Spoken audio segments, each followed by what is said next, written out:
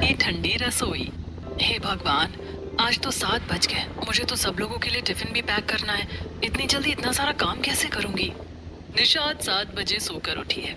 उसे अपने पति, दोनों ननदों और देवर के लिए टिफिन पैक करना है। यार क्या बनाऊं जो झटपट बन जाए। सच में आज तो समझ ही नहीं आ रहा। गर्मी ने तो आफत कर रखी। पूरी रात गर्मी की वजह से नींद नहीं आई और जब सुबह मौसम थोड़ा ठीक हुआ तब आग लगी। देखो नतीजा, आज ही सोकर उठने में लेट हो गई। निशा हमेशा की तरह खुद से बातें कर रही है। उसे समझ नहीं आ रहा है कि वो नाश्ते में क्या बनाए। इतनी देर में बाहर से रमेश आवाज लगाते हैं। अरे बेटा, आज हमें चाय मिलेगी या नहीं? देखो तो 9 बजने वाले हैं, अभी तक चाय नाश्ते का कोई अता पता नहीं है। रमेश की आवाज सुनकर निशा रसोई से ही जवाब देती है। पापा बस अभी लाई 5 मिनट। निशा फटाफट गैस पर चाय चढ़ाती है और नमकीन बिस्किट के साथ अपने ससुर को सर्व कर देती है। वहीं सोफे पर बैठी उसकी ननद अंजलि कहती है, भाभी आप अभी नहा कर आए हो क्या? अरे कहाँ, नहाकर ही खाना बनाने लगी थी। अब देखो गर्मी कितनी हो रही है और रसोई में तो आग बरस रही है। अब तो पसीनों में नहाई हुई हूँ। हाँ भाभी सही कह रहे हो, गर्मी बहुत ज्यादा हो रही है और आपको तो वैसे भी सबसे ज्यादा पसीना आता है। अरे काम करेगी तो पसीना आएगा ही ना। वैसे बेटा ज्यादा हड़बड़ाने की जरूरत नहीं है। यहाँ बैठी है तेरी 2 नंदे, आज 10 बजे जाएंगी ऑफिस। तू बस रोहन के लिए लंच बना दे, बाकी बाद में बना लेना। सरोज की बात सुनकर निशा की सांस में सांस आती। वो रसोई में जाकर अपने लिए नाश्ता निकालती है और आराम से बैठकर नाश्ता करने लगती है। थोड़ी देर बाद निशा सभी के लिए लंच तैयार कर देती है। उसकी दोनों नंदे और पति ऑफिस चले जाते हैं। मम्मी आज तो कोई सब्जी वाला भी नहीं आया और शाम के खाने के लिए घर में कोई सब्जी भी नहीं है। पूरा फ्रिज खाली पड़ा है। अरे बेटा थोड़ा सूरज ढल जाने दे, धूप कम होगी तो हम मार्केट जाकर सब्जी ले आएंगे। मम्मी और कितना इंतजार करें। देखो शाम के 6 बज गए लेकिन सूरज तो ऐसा लग रहा है जैसे अभी निकल कर आया हो। अगर इससे ज्यादा इंतजार करेंगे तो डिनर 12 बजे बनेगा। हाँ ये भी तू सही कह रही है। चल भाई कब तक धूप से बचेंगे। तो थैला ले आ, हम चलते हैं सब्जी लेने। निशा अपनी सास के साथ बाजार से सब्जी लेने के लिए जाती है। वहाँ से सब्जी खरीदने के बाद रास्ते में उन्हें पड़ोसन पिंकी मिलती है। हे भगवान, पता नहीं ये गर्मी क्या करके छोड़ेगी। देखो तो शाम का वक्त है और कितनी ज्यादा आग बरस रही है। बस क्या बताएं बहन, मार्केट में आना जाना भी एक जंग जीतने के बराबर हो गया है और बारिश का तो कोई नामो निशान भी नहीं है। हाँ वही तो, बारिश हो जाती तो ये घुटन ना होती। अब तो बस इंद्रदेव से प्रार्थना है, भगवान जी बस प्रकट हो जाइए और खूब बारिश कीजिए, तभी गर्मी का कहर दूर हो सकता है। दोनों पड़ोसन आपस में बात करती हैं और थोड़ी देर बाद अपने अपने घर वापस आ जाती हैं। इधर निशा सारी सब्जियां अच्छी तरह धोकर फ्रिज में रख देती है और कुछ सब्जियां काट कर बना लेती है। दूसरी तरफ रोहन, अंजलि और निक्की भी ऑफिस से वापस आ जाते हैं। जैसे ही निशा सब्जी में तड़का लगाती है तभी रोहन कहता है, अरे भाई कुछ ठंडा सा हल्का सा बनाना, इतनी गर्मी में तो खाने के नाम से भी गर्मी लगती है। हाँ भैया सही कह रहे हो, वो तो खाना बेसिक नीड है, वरना अगर भूख ना लगे तो गर्मी में कोई खाना ही ना खाए। अंजलि की बात सुनकर सब लोग हंसने लगते हैं। इधर निशा सबके लिए खाना बनाकर तैयार कर देती है। सभी एक साथ खाना खाते हैं और सो जाते हैं। ऐसे ही अगली सुबह होती है। निशा रसोई में काम कर रही होती है। हे भगवान, मेरी रसोई तो मेरी जान लेगी। इतनी ज्यादा गर्मी रहती है हर वक्त। रसोई में खाना बनाते हुए निशा को बहुत ज्यादा गर्मी लगती है, लेकिन वो कर भी क्या सकती है। ऐसे ही दोपहर हो जाती है। निशा कपड़े धोकर बालकनी में सुखाने के लिए जाती है। दूसरी तरफ पड़ोसन काजल भी बालकनी में अपने पौधों के पास बैठी होती है। क्या हुआ काजल बहन, सारे पौधों को नीचे क्यों ले जा रही हो? अरे क्या बताऊं, गर्मी ने आफत कर रखी है। देखो मैंने इतने प्यार से पौधे लगाए थे, इतनी खुशी से नर्सरी से इतनी सारी वैरायटी के प्लांट्स लेकर आई थी, लेकिन गर्मी की वजह से मेरे सारे पौधे बेजान हो गए, मुरझा गए हैं। अब इन्हें नीचे छाया में रखूंगी। हाँ सही कह रही हो, इतनी धूप में इंसान मुरझा जाए। ये तो फिर भी मासूम से पौधे हैं। मेरे पौधे भी सारे सूख गए। मुझे भी इन्हें नीचे शेड वाले एरिया में ही रखना पड़ेगा। दोनों पड़ोसन आपस में बातें करती रहती हैं। इधर काजल अपनी बालकनी से सारे पौधे नीचे ले जाती है। दूसरी तरफ निशा पहले कपड़े सुखाती है और फिर बालकनी के सारे पौधे साफ करके एक एक नीचे ले आती है। वो कुछ पौधे सिटिंग एरिया में रख देती है तो कुछ मेन गेट के पास। हे भगवान, इतनी ज्यादा गर्मी है लेकिन घर के काम में कोई राहत नहीं है। दोपहर का 1 बज गया है और अब मुझे फुर्सत मिली है। निशा हॉल में बैठ जाती है और एलईडी पर एक मूवी चला देती है। जिसमें हीरो और हीरोइन बारिश में रोमांटिक डांस कर रहे होते हैं। उन्हें देखकर इस बार जब भी बारिश आएगी मैं भी अपने पति के साथ क्वालिटी टाइम स्पेंड करूंगी और इस तरह के मोमेंट्स क्रिएट करूंगी। निशा हमेशा खुद से ही बातें सोचती है और मन ही मन शर्मा जाती है। इधर थोड़ी देर बाद उसे ऐसा महसूस होता है कि आज हॉल में थोड़ी राहत है। बारिश भी नहीं हुई और धूप भी बराबर है, लेकिन फिर भी आज ठंडक सी महसूस हो रही है। आखिर किस वजह से? तभी निशा का ध्यान पास में रखे पौधों पर जाता है। गमलों में मिट्टी भरी हुई है और पानी की वजह से गीली मिट्टी से जब पंखे की हवा होकर निकलती है तो वो ठंडी लगती है। अच्छा, तो यहाँ ठंडक का ये राज है। इसका मतलब अगर मैं कुछ पौधे अपनी रसोई में रख दूं तो मेरी रसोई भी अपने आप ठंडी हो जाएगी। बस फिर क्या था, निशा बाकी बचे हुए पौधों को अच्छी तरह साफ करके रसोई में रख देती है। अब बनेगा मेरी ठंडी रसोई में चटपटा खाना। अगले दिन सुबह उठकर जब निशा रसोई में खाना बना रही होती है तब उसे थोड़ी सी ठंडक महसूस होती है, लेकिन रसोई की खिड़की से लू आ रही होती है जिसकी वजह से वो फिर से गर्मी महसूस करने लगती है। हे भगवान, इस खिड़की का भी कुछ जुगाड़ करना पड़ेगा। तभी निशा मन में सोचती है, क्यों ना मैं इस खिड़की के बाहर कुछ सब्जियों की बेल लगा दूं, जिससे अंदर लू भी नहीं आएगी और हवा भी ठंडी लगेगी। निशा मन में ये फैसला लेती है। इधर जैसे ही शाम होती है रोहन घर आता है। अंजलि और निक्की भी घर आ जाती हैं। हे भगवान, बाहर इतनी ज्यादा गर्मी है। मम्मी, मैं नहीं जाऊंगा कॉलेज। गर्मी ने तो आफत कर रखी है। कॉलेज वालों को भी सारे काम गर्मी के समय ही याद आते हैं। छोटे बच्चों की तो गर्मियों की छुट्टियां पड़ी हुई हैं और हमारी कोई छुट्टी भी नहीं पड़ती। शिवम की बात सुनकर सब लोग हंसने लगते हैं। तभी रमेश कहता है, हाँ तो भाई तू अब छोटा बच्चा नहीं है ना जो तेरी छुट्टियां पड़ेंगी। अरे भाई, मुझे नहीं पता, इतनी गर्मी में मुझसे नहीं जाया जाता। सब लोग आपस में बातें कर रहे होते हैं। तभी निक्की कहती है, क्या भाभी, कुछ ठंडा ठंडा ही पिला दो, गर्मी ने तो आफत कर रखी है, पता नहीं बारिश कब होगी। निक्की की बात सुनकर निशा सबके लिए आम का शेक बना देती है। इधर जैसे ही निक्की रसोई में आम लेने के लिए जाती है, अरे वाह भाभी, आपने रसोई में क्या किया है? सच में आपकी रसोई तो बहुत ठंडी ठंडी लग रही है। निक्की की बात सुनकर निशा खुश होकर कहती है, ये सब मेरे पेड़ पौधों का कमाल है। देखो, मैंने ये पौधे रसोई में रखे हैं और बाहर भी सब्जियों की बेल लगा दी है। अब इससे मुझे सब्जियां भी मिलेंगी और मेरी रसोई भी ठंडी रहेगी। जब सभी घर वालों को पता लगता है कि निशा ने जुगाड़ से अपनी रसोई ठंडी कर ली है तो सभी बहुत खुश होते हैं। अरे सही कहा बहू, अब इंद्रदेव का कब तक इंतजार करें। रमेश की बात सुनकर सब लोग हंसने लगते हैं। ऐसे ही एक दो दिन बीत जाते हैं। एक दिन पूरा परिवार घर के बाहर आंगन में बैठा होता है। सामने से पड़ोसन पूनम जाती है। सरोज आवाज लगाकर उसे बुलाती है, अरे लगता है आज तो बारिश आएगी, देखो बादल तो हो रहे हैं। काकी, बादल तो रोज होते हैं लेकिन बारिश तो कभी नहीं होती। निक्की की बात सुनकर सब लोग हंसने लगते हैं। सब बैठकर बातें कर रहे होते हैं। तभी अचानक तेज तेज हवाएं चलने लगती हैं। लगता है पूनम काकी की बात सच होने वाली है। आज तो पक्का बारिश आएगी। कहते ही देखते थोड़ी देर में तेज हवाओं के साथ बारिश की फुहारें आने लगती हैं। सभी बहुत खुश हो जाते हैं। निक्की और अंजलि बारिश में ही घूमने लगती हैं। बरसो रे मेघा मेघा बरसो रे। सभी लोग बारिश का आनंद लेने लगते हैं। सड़क पर दूसरे बच्चे भी आ जाते हैं। बारिश आ गई, बारिश आ गई। निक्की, अंजलि और शिवम बिल्कुल बच्चों की तरह बारिश में घूमने लगते हैं, गाने गाते हैं, खूब एंजॉय करते हैं। आज ऐसा लग रहा है जैसे किसी अलग ही तरह की खुशी का जश्न मनाया जा रहा हो। इतनी गर्मी के बाद बारिश की खुशी लोगों के चेहरों पर साफ दिखाई दे रही है। अरे भाभी, आप क्या दूर खड़ी देख रही हो? देखो कितना सुहाना मौसम हो गया है। बारिश की फुहारें आ रही है। आ जाओ हमारे साथ बारिश में नहाते हैं। निशा भी सबके साथ बारिश में भीगने लगती है। रमेश और सरोज बच्चों को देखकर बहुत खुश हो रहे होते हैं। अरे भाई देखो, बारिश में तो एक अजीब सी खुशी होती है, सारे गम भूल जाते हैं। मौसम कितना सुहाना हो जाता है। हाँ, सही कहा है किसी ने। मौसम पर भी इंसान का मन निर्भर करता है। अगर मौसम अच्छा हो तो मन भी खुश हो जाता है। दोनों सभी को देखकर खुश हो रहे होते हैं। इधर बारिश में ज्यादा भीगने की वजह से रोहन को छींक आने लगती है। बस करो, अब आ जाओ, बहुत नहा लिए बारिश में, देखो सर्दी जुकाम हो जाएगा। अरे निशा बहू, तू भी इनके साथ बच्ची बन गई है। अरे तू ही इनको समझा। निशा सभी को घर के अंदर ले आती है। वाह, मजा आ गया, कितना ठंडा मौसम हो गया है।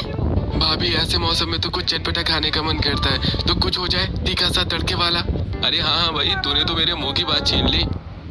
मुझे ना आज तो बढ़िया से चटपटे ब्रेड पकौड़े हो जाएं, साथ में लाल चटनी और मोमोज भी। भाभी, फ्राइड मोमोज बनाना, ऐसे मौसम में तो फ्राइड ही अच्छे लगते हैं। हाँ बाबा ठीक है, मैं सब बना दूंगी, लेकिन पहले ये भीगे हुए कपड़े तो निकाल लूं और तुम लोग भी जाकर चेंज कर लो। देखो कैसे छींके मार रहे हो। सभी अपने अपने कमरे में कपड़े बदलने के लिए चले जाते हैं। इधर निशा रसोई में जाकर पहले फ्रिज में रखी सारी सब्जियां चॉप करती है, उसके बाद बेसन का बैटर बनाकर उसमें मसाले मिलाती है और ब्रेड की साइड काट कर उनमें स्टफिंग भरकर ब्रेड पकौड़े तैयार कर देती है। भाभी और कितना टाइम लगेगा? मुझसे अब रहा नहीं जा रहा है। अरे अभी इतनी उछल कूद कर ली तो भूख तो लगनी थी। भाभी कोई मशीन थोड़ी है जो झटपट बना देगी, थोड़ा सब्र करो। इतनी देर में निशा अंदर से आवाज लगाकर कहती है, हाँ हाँ बस अभी लाई। निशा कढ़ाई में तेल गरम होने के लिए रखती है, उसके बाद तैयार किए हुए ब्रेड पकौड़ों को एक एक करके फ्राई कर लेती है। दूसरी तरफ गैस पर उसने चाय भी चढ़ा दी होती है। भाई खुशबू तो बड़ी अच्छी आ रही है, लेकिन थोड़ा इंतजार ज्यादा करना पड़ रहा है। पापा, सब्र का फल मीठा होता है। निक्की की बात सुनकर सब लोग हंसने लगते हैं। इतनी देर में निशा भी रसोई से गर्मा गर्म चाय और ब्रेड पकौड़े लेकर आ जाती है। सभी बैठकर पकौड़ों का आनंद लेते हैं। अरे भाभी, कमाल कर दिया आपने। एक तो इतनी खूबसूरत बारिश, ऊपर से टेस्टी गर्मा गर्म ब्रेड पकौड़े, सच में मजा आ गया। बहू बड़े ही चटपटे बने हैं। ऐसी ठंड में चटपटा खाना मिल जाए तो बस और क्या चाहिए इंसान को। सभी लोग निशा के हाथों के बने ब्रेड पकौड़ों की तारीफ करते हैं। सब मिलकर ब्रेड पकौड़े खाते हैं। उसके बाद निशा जूठे बर्तन उठाती है और उन्हें साफ करने के लिए रसोई में चली जाती है। जब तक निशा का काम खत्म होता है तब तक बारिश भी बंद हो जाती है। अरे यार, मैं तो सोच रही थी कि बालकनी में बैठकर थोड़ी देर रोहन के साथ ब्रेड पकौड़े एंजॉय करूंगी, लेकिन तब तक तो बारिश ही चली गई। मैंने तो इसी वजह से खुद भी नहीं खाए थे और इन सब ने गर्मा गर्म खा लिए। निशा थोड़ा उदास महसूस करती है और अपने कमरे में जाकर आराम करने लगती है। ऐसे ही शाम होती है। शाम के समय सरोज घर के बाहर बैठी होती है, तभी सामने से पड़ोसन पिंकी गुजरती है। अरे भाई, क्या बात है? बारिश होते ही पकवान बना दिए गए क्या? बड़ी अच्छी खुशबू आ रही थी तुम्हारे घर से। अरे बहन, बारिश होते ही तो सोच बदल जाती है खाने की। गर्मी में तो कुछ भी खाने का मन नहीं करता, लेकिन बारिश होते ही सब लोग चटपटा खाने की फरमाइश करने लगते हैं। बस इसीलिए निशा ने ब्रेड पकौड़े बनाए थे।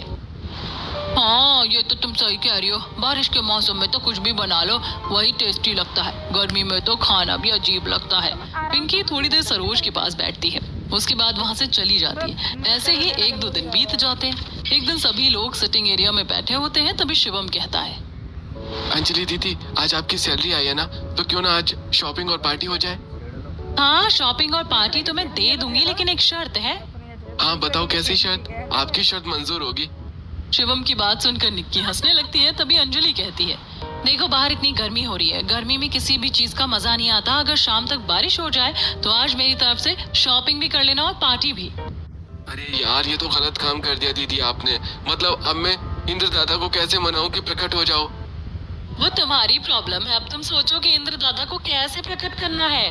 अंजलि की बात सुनकर सब हंसने लगते हैं। थोड़ी देर बाद सभी अपने अपने कमरे में चले जाते हैं। इधर शिवम अपने कमरे में चारों तरफ चक्कर लगा रहा होता है। हे भगवान, प्लीज बारिश हो जाए, थोड़ी सी भी बारिश हो जाए तो मैं दीदी को बाहर जाने के लिए मना लूंगा।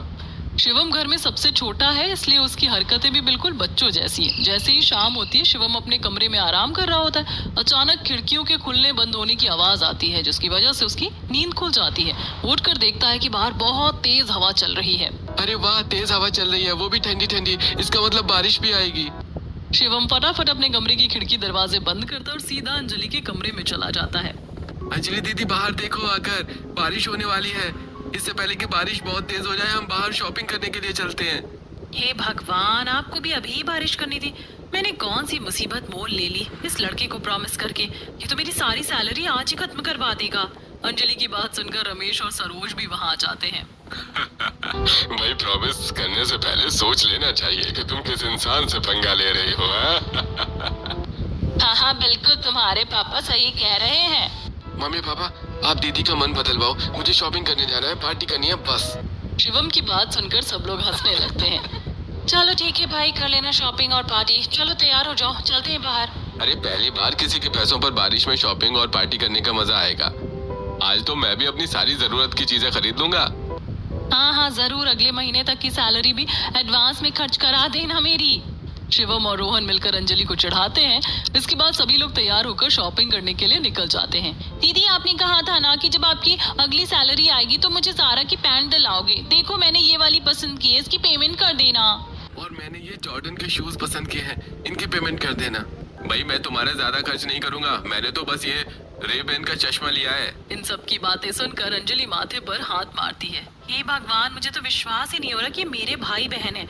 इन्हें इतने महंगे महंगे ब्रांड के नाम भी पता है और उन्हीं की चीजें खरीद रहे हैं। अंजलि की बात सुनकर सब लोग हंसने लगते हैं। तभी निशा कहती है, अभी भी कोई बात नहीं, मैंने तो कुछ नहीं लिया तो हिसाब बराबर हो जाएगा। नहीं भाभी, आप भी लो, चलो मैं आपके लिए साड़ी पसंद करती हूँ। अंजलि अपनी भाभी को भी शॉपिंग करवाती है। शॉपिंग खत्म होने के बाद भाई अब ओपन रूफ कैफे में चले, जहाँ बारिश के मौसम का मजा भी आए। हाँ बिल्कुल, यही पास में है, वहीं चलते हैं। सभी एक कैफे में जाकर बैठ जाते हैं। खुले आसमान के नीचे चारों तरफ काले काले बादल छाए हुए हैं। अचानक हल्की हल्की बारिश शुरू हो जाती है और सभी लोग पास में बज रहे म्यूजिक पर थिरकने लगते हैं। लंदन ठुमकदा, सभी लोग गाने पर झूमने लगते हैं। शिवम कभी छाता लेकर नाचता है तो कभी बिना छाते के।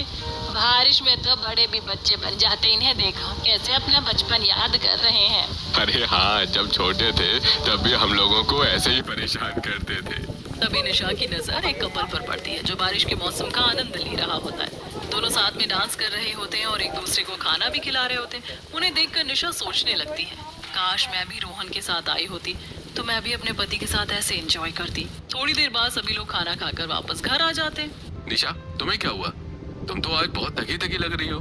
पता नहीं, शायद सुबह से आराम नहीं किया ना, इसीलिए दोपहर में थोड़ा सा सो जाती हूँ तो अच्छा लगता है। चलो कोई बात नहीं, अब सो जाना। वैसे भी सब लोग बाहर खाना खा कर आए हैं तो डिनर भी तुम्हें नहीं बनाना पड़ेगा। हाँ ये तो है, खैर जल्दी कहाँ भूख लग जाएगी। रात के 8 बजे ही सभी लोग बाहर से खाना खाकर लौटे थे। निशा को भी लगा कि अब रात में खाना नहीं बनाना पड़ेगा, इसीलिए वो अपने कमरे में जाकर आराम करने लगती है। जब सभी सो जाते हैं तब निक्की और अंजलि को नींद नहीं आती। दोनों बहनें लैपटॉप पर मूवी देखने लगती। रात करीब 12 बजे अंजलि को भूख लगती है। जो पड़े हैं ना, अरे यार, मुझे तो बहुत जोर की भूख लग रही है। पता नहीं भाभी ने खाने में कुछ बनाया भी होगा या नहीं। मुझे भी भूख लग रही है। चलो एक काम करते हैं, भाभी से मस्त चटपटी मैगी बनवा कर खाते हैं। दोनों बहनें सीधा निशा के कमरे का दरवाजा खटखटाती हैं। अरे क्या हुआ? तुम दोनों इतनी रात को, सब ठीक तो है ना? हाँ भाभी, सब ठीक है। हम दोनों को भूख लगी है, प्लीज हमारे लिए चटपटी सी मैगी बना दो ना। दोनों की बात सुनकर निशा बिल्कुल चुप हो जाती है और चुपचाप रसोई में जाकर इनके लिए मैगी बनाने लगती है। थोड़ी देर में मैगी बन जाती है। वो दोनों को परोस देती है और खुद अपने कमरे में आकर सो जाती है। अगली सुबह जब निशा उठती है तो रसोई में आकर काम करने लगती है। आज सबके लिए पोहा और नारियल की चटनी बना लेती हूँ। लंच में दाल चावल और रोटी बना लूंगी। वैसे भी पापा कई दिनों से दाल चावल खाने के लिए बोल रहे हैं। निशा एक तरफ पोहा बनने के लिए रखती है तो दूसरी तरफ उसने लंच के लिए पहले से ही दाल और चावल भिगो कर रख दिए हैं। फिर वो रसोई की खिड़की खोलकर बाहर देखती है। वाह, बाहर कितना सुहाना मौसम हो रहा है। पता नहीं रोहन को आज ऑफिस से छुट्टी मिल सकती है क्या, वरना आज तो सच में बाहर जाने में बहुत मजा आएगा। निशा हर बार अपने और रोहन के साथ बाहर जाने का सोचती है, लेकिन घर वालों के एंजॉय करने के चक्कर में वो किसी से कुछ कह ही नहीं पाती। वो चुपचाप खाना बनाने लगती है। इधर सभी लोग सिटिंग एरिया में बैठे होते हैं। क्या हुआ निक्की, बहुत देर से देख रही हूँ तो किसी गहरे सोच विचार में है। मैं तो बस यही सोच रही हूँ कि अगर आज बारिश हो जाए तो मैं ऑफिस से छुट्टी रख लूँ। हाँ यार, बात तो सही है। ऑफिस से छुट्टी करके मस्त आराम से कुछ चटपटा सा एंजॉय करेंगे और बारिश के मौसम का मजा लेंगे।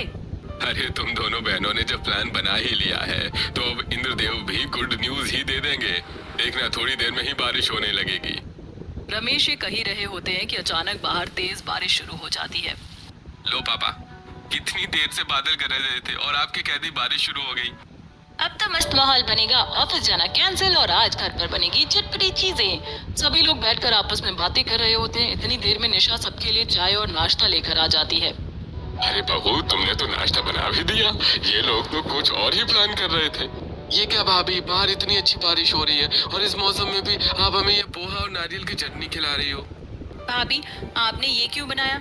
आज तो मेरा पालक की पकौड़े, चिली पोटैटो और पनीर टिक्का खाने का मन कर रहा था। कोई बात नहीं निक्की, मैं वो भी बना दूंगी, लेकिन पहले आप लोग ये नाश्ता तो कर लो।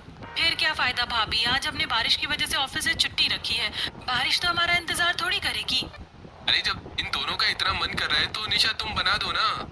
सभी लोगों के कहने पर भला निशा किसे मना कर सकती थी। वो बेचारी रसोई में जाती है और सबके लिए पालक के पकौड़े, चिली पोटैटो और पनीर टिक्का बनाकर ले आती है।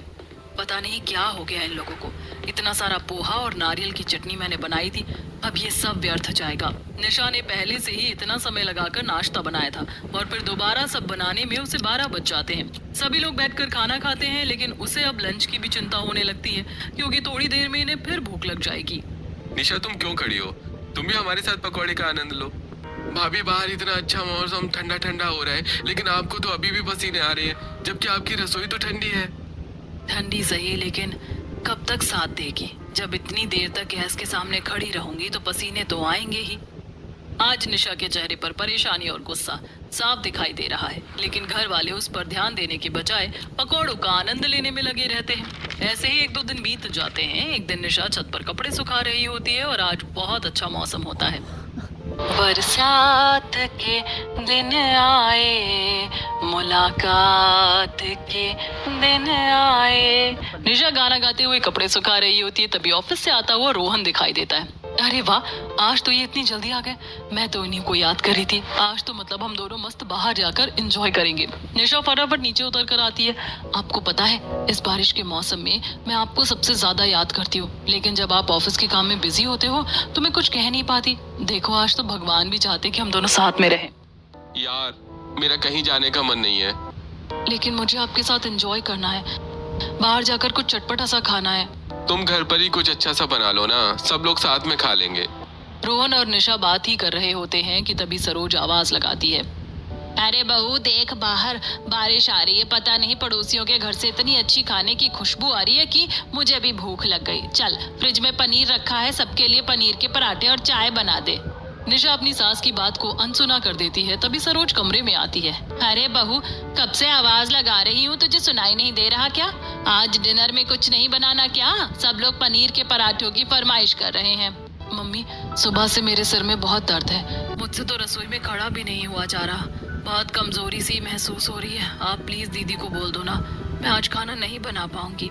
कोई बात नहीं बेटा, तू आराम कर। मैं रोहन को बोलकर तेरे लिए दवाई मंगवा देती हूँ।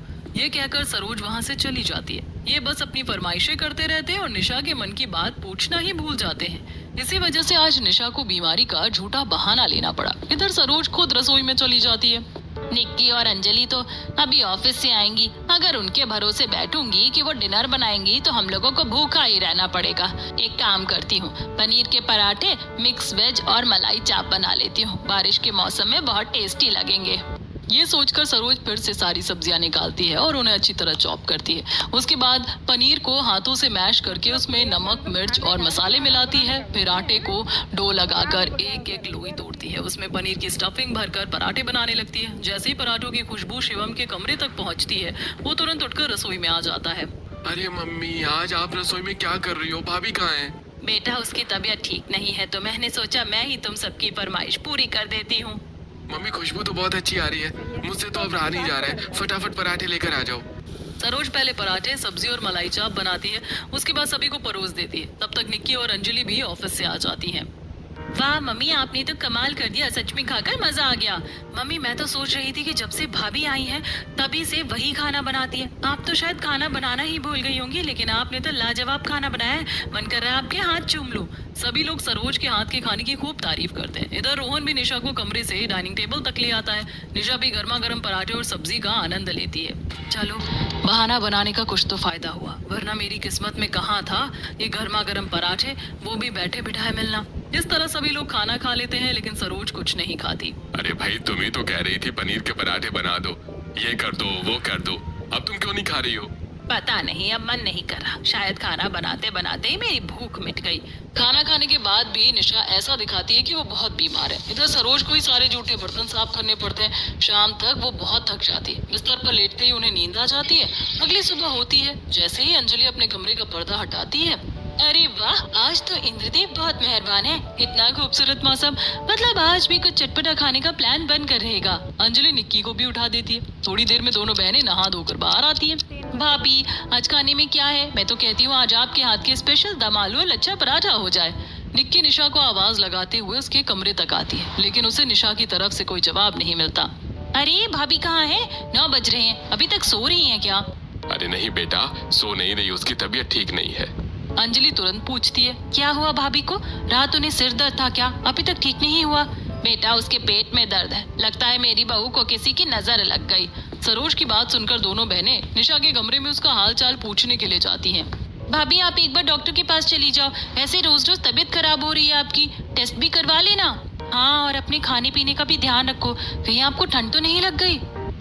अरे मुझे ठंड कैसे लग सकती है, मेरा तो कभी ना टाइम पर खाने का मन होता है और ना ही नहाने का। मैं तो बारिश में भी नहीं भीगती जैसे तुम लोग एंजॉय करते हो, मैं तो बस दूर से ही सबको देखती रहती हूँ।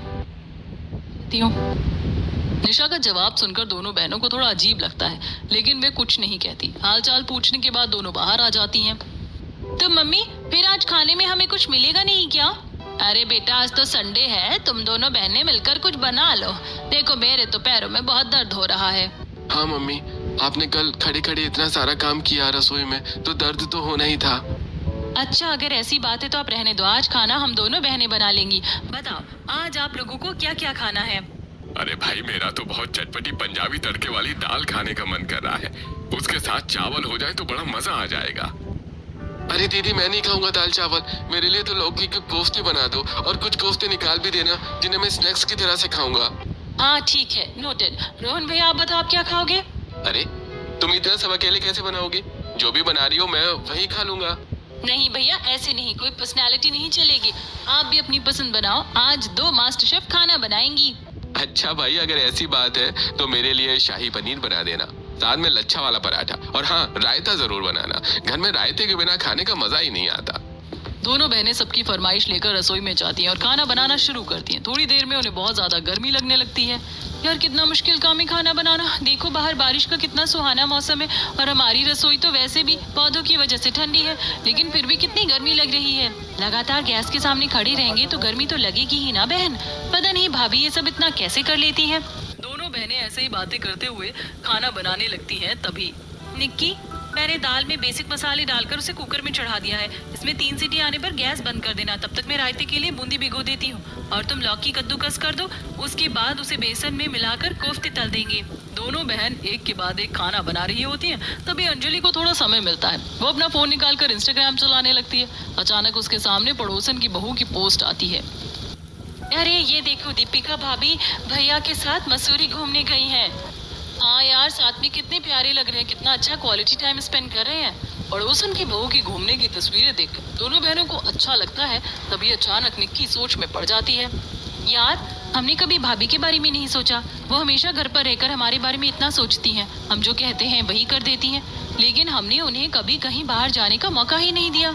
हाँ यार मैं भी यही सोच रही थी, हम हमेशा सोचते हैं कि बारिश में अपने स्पेशल वन के साथ जाएंगे, लेकिन भैया भाभी की तो शादी हो चुकी है, फिर भी वो दोनों कभी कहीं साथ नहीं जाते। जाएंगी कैसे जब उन्हें काम से फुर्सत ही नहीं मिलती। कहीं ऐसा तो नहीं कि उन्होंने गुस्से में ही खाना बनाने से मना किया हो और बीमारी सिर्फ एक बहाना हो। हाँ हो सकता है, क्योंकि वो डॉक्टर के पास भी नहीं गई। दोनों बहनों को एहसास होता है कि उनके होते हुए भी उनकी भाभी अपनी जिंदगी खुलकर नहीं जी पा रही हैं। ना वो अपने पति के साथ कहीं जा पाती हैं और ना ही दोनों बहनें घर के काम में उनका हाथ बटाती हैं। अभी भी देर नहीं हुई है, चल भाभी के पास जाकर उनसे माफी मांगते हैं। दोनों बहनें पहले सारा खाना थाली में लगाती हैं और फिर सीधे निशा के कमरे में जाती हैं। ये लीजिए भाभी आपके लिए, ये गर्मा गर्म खाना मैंने बनाया है और इसमें अंजलि ने भी मेरी मदद की है।